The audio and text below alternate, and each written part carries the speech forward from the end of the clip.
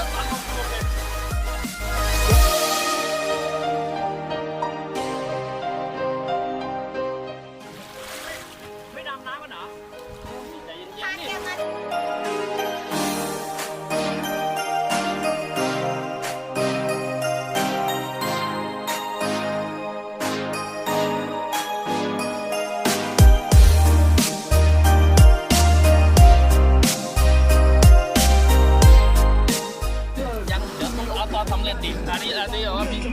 มีฟอร์เตี๋ยวเรือ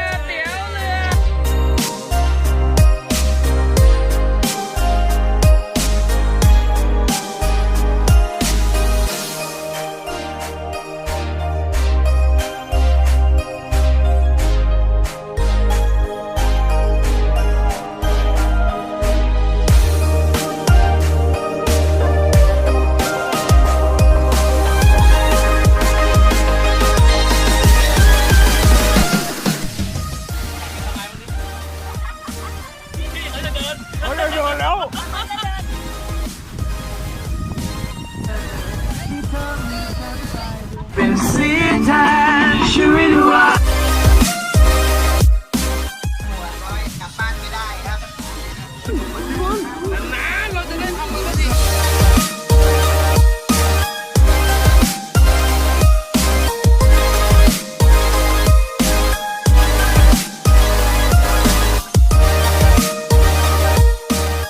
โดดไม่เขาบอกให้พี่โดดลงจากเรือครับเราเมาเร็วที่มันจะเข้าไปแล้วเราไม่ทน